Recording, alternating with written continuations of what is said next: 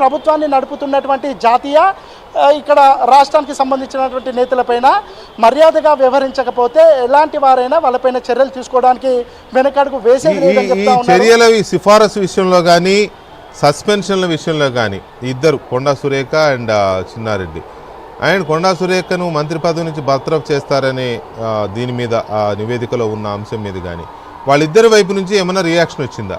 సురేఖ గారు అండ్ చిన్నారెడ్డి గారి వైపు నుంచి.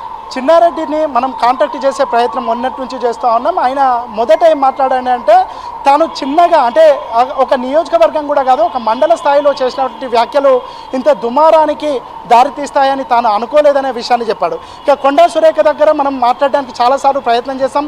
తాను చెప్పాలనుకున్నది క్రమశిక్షణ కమిటీకి లేఖ రూపంలో చెప్పాను. ఇక తాను చెప్పాల్సింది ఏమీ లేదు. సీఎం రేవంత్ రెడ్డి వచ్చిన తర్వాత తనతో మాట్లాడతానని కొండా సురేఖ చెప్పింది.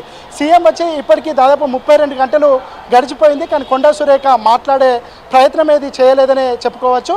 ఇక వాళ్ళు మానసికంగా సిద్ధంగా ఉన్నారు. అంటే బర్తరఫ్ చేస్తారని లేదంటే పార్టీ నుంచి సస్పెండ్ చేస్తారని ఇవన్నీ ఊహాగానాలు వస్తున్నటువంటి నేపథ్యంలో ఎలాంటి నిర్ణయం తీసుకున్నా తాము ఫేస్ చేయడానికి సిద్ధంగా ఉన్నట్లు అర్థమవుతా ఉంది.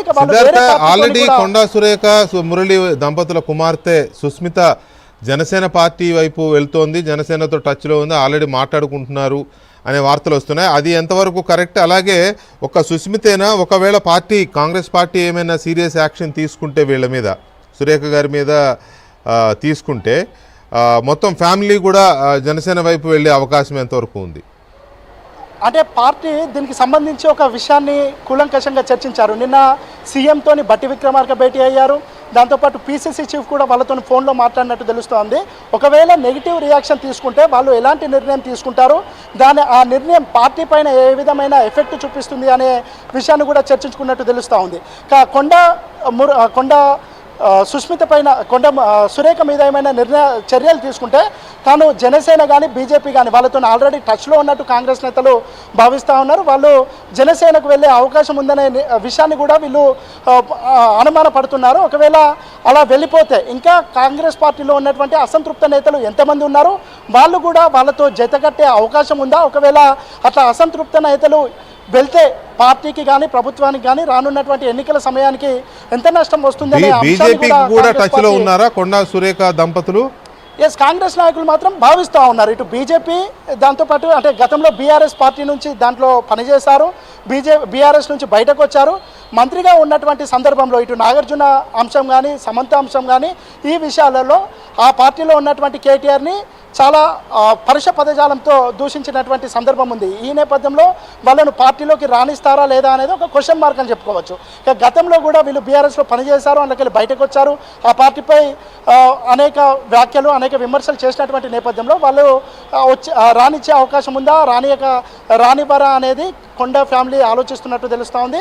ఒకవేళ వాళ్ళు రానియకపోతే వేరే పార్టీ బీజేపీకి కూడా ఒక స్కోప్ ఉంది కాబట్టి వాళ్ళకు ఉన్నటువంటి స్టేచర్కి బీజేపీలోకి వెళ్తే తమకు ఒక బలం చేకూరుతుందనే అంశాన్ని వాళ్ళు పరిశీలిస్తున్నట్టు తెలుస్తూ ఉంది. ఇక దాంతోపాటు జనసేనలకు వెళ్తే సామాజికంగా కూడా వీళ్ళు కాపులు అక్కడ పవన్ కళ్యాణ్ కూడా సేమ్ సామాజిక వర్గం కాబట్టి అక్కడ ఇబ్బంది లేకుండా ఉంటుంది. తెలంగాణను మొత్తం వాళ్ళు లీడ్ చేసే అవకాశం ఉందని వాళ్ళు ఆలోచిస్తున్నట్లు తమ సన్నిహితుల ద్వారా తెలిసింది. ఇక జనసేనకు వెళ్తారా లేదంటే బీజేపీకి వెళ్తారా లేదంటే కాంగ్రెస్ పార్టీ మరొక అవకాశం ఇస్తుందా అనేది చూడాలి. ఎందుకంటే కాంగ్రెస్ పార్టీ తనకున్నటువంటి లిబరల్ నేచర్ దృష్ట్యా ఎవరు ఎన్ని తప్పులు చేసినా గతంలో కొండా సురేఖ కూడా కాంగ్రెస్ పార్టీని ఇబ్బంది పెట్టే ప్రయత్నం చేసింది. ముఖ్యంగా వాళ్ళ కూతురు రూపంలో వాళ్ళ కూతురు పార్టీ పైన పార్టీ అధిష్టానం పైన అనుచిత వ్యాఖ్యలు చేసినప్పుడు కొండా సురేఖ సారీ చెప్పడానికి ఎలాంటి సంకోచం వ్యక్తం చేయలేదు, వెంటనే సారీ చెప్పింది, ఆ విషయాన్ని వెంటనే సద్దుమణిగించింది. కానీ ఈసారి మాత్రం క్రమశిక్షణ కమిటీ ఒక లెటర్ రాగానే క్రమశిక్షణ కమిటీ సహజ న్యాయ సూత్రాల్ని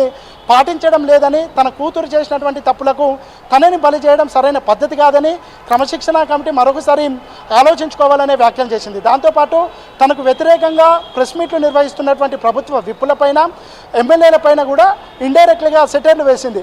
తనపైన క్రమశిక్షణ కమిటీని కొంతమంది ఇన్ఫ్లుయెన్స్ చేస్తున్నారు, క్రమశిక్షణ కమిటీ ఈ ఎమ్మెల్యేలందరూ ప్రభుత్వ విప్పులందరూ తరచుగా ఫ్రీక్వెంట్గా ప్రెస్ మీట్లు పెడితే ఇటీవల కాలంలో కాంగ్రెస్ పార్టీ లిబరల్గా ఉండేది అనేది గతంలా కనబడుతోంది. ఎందుకంటే ఇటీవల కాలంలో మొన్న రీసెంట్ డెవలప్మెంట్స్లో కర్ణాటకలో కొంతమంది ఎమ్మెల్యేలు మంత్రి పదవి ఇవ్వలేదని బెదిరించినప్పుడు ఎవరైతే బెదిరించారో వాళ్ళందరినీ రాజీనామా చేస్తే వెంటనే యాక్సెప్ట్ చేసేయండి అని అధిష్టానం కర్ణాటక కాంగ్రెస్ పార్టీ నేతలకి అలాగే సీఎం డీకే శివకుమార్కి సజెస్ట్ చేసిన విషయం కూడా మన కళ్ళ ముందు ఉన్నది.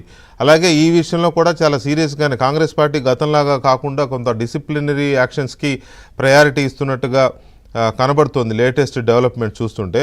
కాబట్టి ఈ కర్ణాటక ఎగ్జాంపుల్స్ తీసుకుంటే ఎంతవరకు ఇప్పుడు తెలంగాణ కాంగ్రెస్లో తలెత్తిన ఈ పరిణామాల మీద ఎలాంటి కఠినమైన నిర్ణయాలు తీసుకుంటుంది అధిష్టానం అనేది ఒక పాయింట్ అయితే, రెండవది తనపైన కొంతమంది నాయకులు ఇటీవల కాలంలో